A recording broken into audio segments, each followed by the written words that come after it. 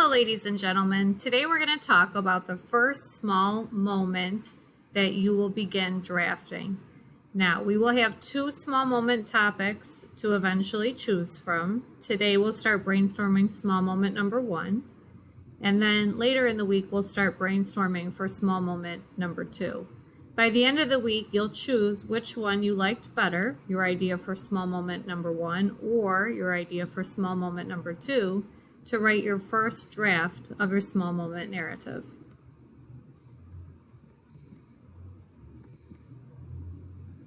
Here is our first small moment topic.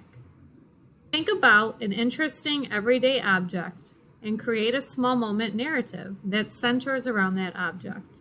Just like with the short story Toasters that you read last week, in that short story, it centers around an everyday object, a toaster, and starts the narrator thinking through the process of the story.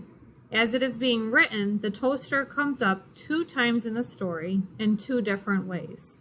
So your job today is to brainstorm a list to help you think about an object to write about, and then choose one small moment centered around that object to focus on in your narrative.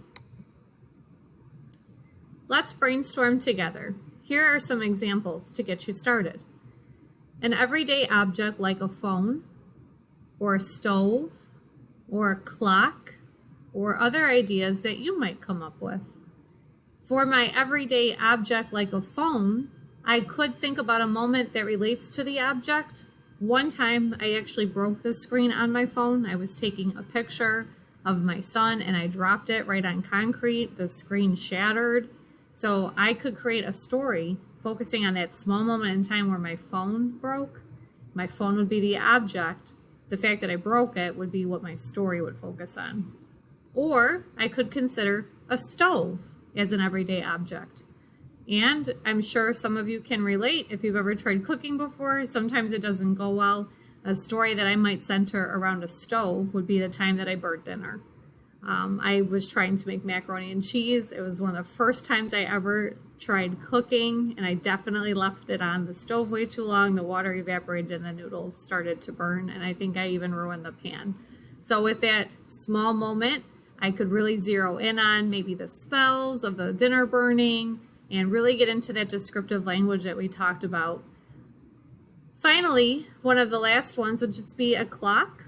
This could be maybe an alarm clock, or I was thinking for me personally, I have a clock at home right by my coffee maker, and everyone has that anxiety or panic of maybe running late, and you could write a story about a time when you were running late and use that clock as your everyday object to really focus the story in.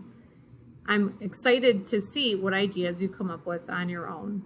Right now, you should pause the video, maybe have a scrap piece of paper by you, and try to think of some of your own everyday objects and moments that relate to your object.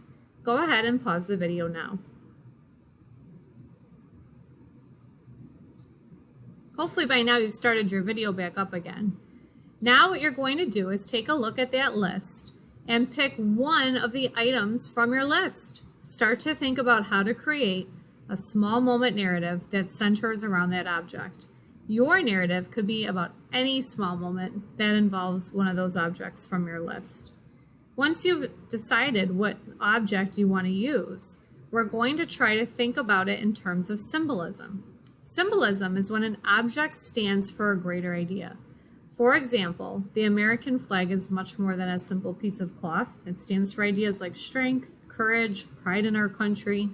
Similarly, the object in your story could stand for or have a greater meaning as well.